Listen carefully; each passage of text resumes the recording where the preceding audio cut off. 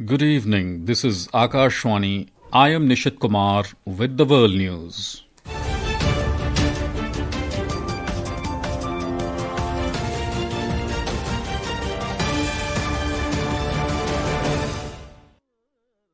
The headlines.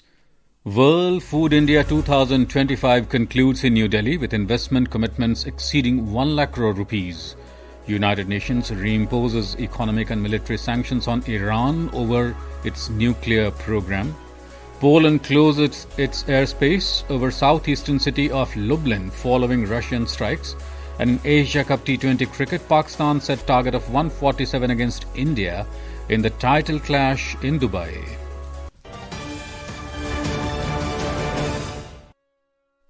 World Food India 2025 concluded in New Delhi today with investment commitments exceeding 1 lakh crore rupees, marking one of the largest announcements in India's food processing sector.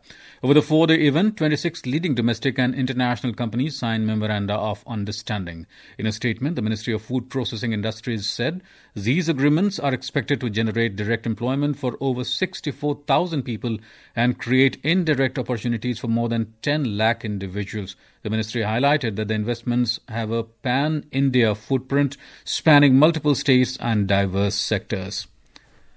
In Sri Lanka, Director of Swami Vivekanand Cultural Centre at Colombo, Professor Ankuran Datta thanked Prime Minister Narendra Modi for acknowledging the translation and rendering of legendary singer-composer Dr. Bhupen Hazarika's song into Sri Lanka's official languages.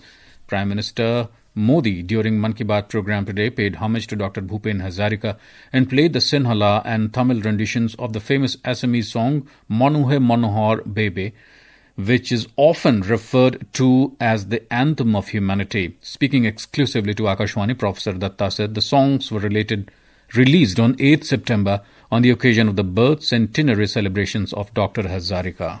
A soulful song of Dr. Bhupen Hazarika, which is often known as the anthem of humanity, Manuhe Manohar Babe. That song was recorded in Sinhala and Tamil, and that was very recently launched and released by His Excellency the High Commissioner of India, Sri Santosh Jha, on 8th of September on the occasion of the birth centenary of Bharat Ratna Dr. Bhupen Hazarika, and that was featured in Mann Ki Baat. We would like to acknowledge and we would like to thank Honorable Prime Minister for acknowledging the initiative of the High Commission of India and Swami Vivekananda Cultural Centre in Colombo, Sri Lanka. In Sri Lanka, the Indian Cultural Association commenced its annual Durga Puja celebrations today at the Ganesh Temple auditorium in Colombo with the traditional Sashti Puja marking the start of the 5-day festivities. High Commissioner of India Santosh Jha attended the event and praised the association's efforts in keeping Indian traditions alive abroad, helping the diaspora stay connected to their cultural roots. The celebrations will continue until 2nd of October with daily pujas, cultural events and community feasts. Vietnam closed airports and evacuated thousands of people in areas under storm threat today as intensifying typhoon Boaloi barreled towards the country days after causing at least 10 deaths and widespread flooding in the Philippines. The typhoon was generating winds up to 133 kilometers per hour and is forecast to make landfall in central Vietnam tomorrow, slowing as it nears the coast. The National Weather Forecast Agency said this is a rapidly moving storm, nearly twice the average speed, with strong intensity and a broad area of impact. Vietnam suspended operations at 4 coastal airports today, including Da Nang International Airport, and adjusted the departure time of several flights. This is Akashwani giving you the world news. For quick news updates around the clock, follow us on our X handle at AIR News Alerts. And for details of these stories and more, log on to our website, newsonair.gov.in, and download the News on AIR app. Welcome back to the world news. The United Nations has reimposed economic and military sanctions on Iran 10 years after they were lifted under the 2015 nuclear deal. We have a report. The UK, France and Germany triggered the deal's snapback mechanism, citing Iran's continued nuclear escalation and lack of cooperation. The move follows Iran's suspension of inspections after Israeli and US airstrikes on its nuclear and military sites in June. Iranian President Masoud Pezeshkian called the sanctions unfair and illegal. He said Iran does not seek nuclear weapons but warned the return of sanctions could derail talks. He also said Tehran would need guarantees that its facilities won't be attacked again in order to resume normal nuclear activity. Shagun Chopra, News Desk, for Akashvani News. Poland has closed its airspace over the southeastern cities of Lublin and Rzeszów today, citing unplanned military activity related to ensuring country's security. The move followed Russia's massive overnight assault on Ukraine. Meanwhile, President Volodymyr Zelensky said Moscow launched around 500 drones and 40 missiles, killing at least 4 people in Kyiv. We have a report.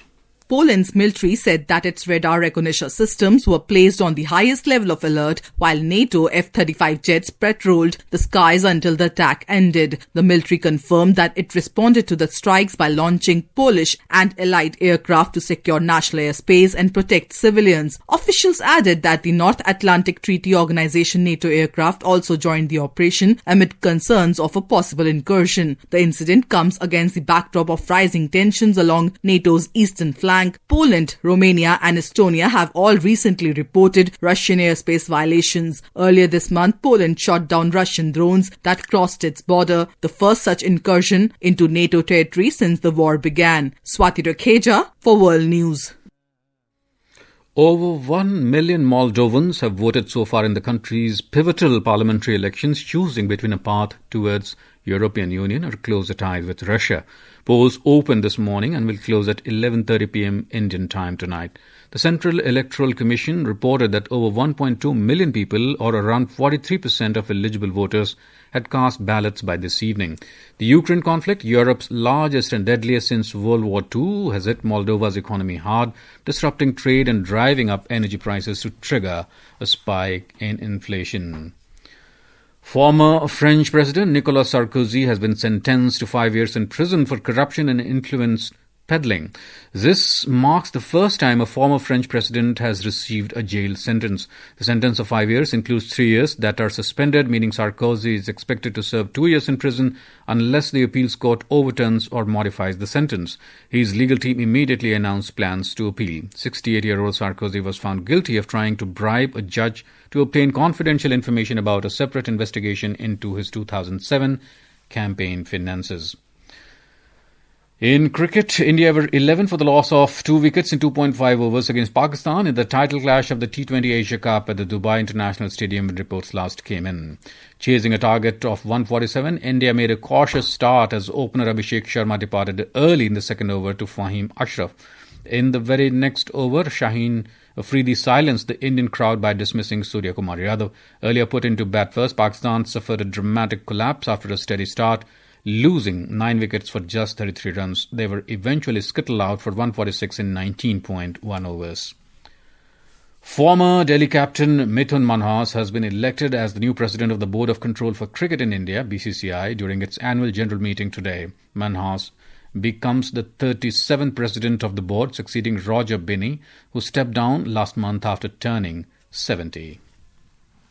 In shooting, India's Anushka Thakur won the gold in the women's 50-meter rifle 3 positions event at the ISSF Junior World Cup today at the Dr. Karni Singh range in Delhi. This was Thakur's second gold in the competition following her earlier win in the 50-meter rifle prone event. India currently leads the medal tally with 4 gold, 6 silver and 3 bronze medals. Russian Foreign Minister Sergei Lavrov said Russia fully respects India's national interests and the independent foreign policy being pursued by Prime Minister Narendra Modi. Lavrov asserted that India's ties with the US or any other country cannot be a benchmark for New Delhi-Moscow ties. And now before we close, here are the highlights of the bulletin. World Food India 2025 concludes in New Delhi with investment commitments exceeding 1 lakh crore rupees. United Nations reimposes economic and military sanctions on Iran over its nuclear program. Poland closes its airspace over the southeastern city of Lublin following Russian strikes. And in Asia Cup T20 cricket, Pakistan set a target of 147 runs against India in the title clash in Dubai. And that concludes tonight's World News Bulletin. For more updates, stay tuned to Akashvani. Good night.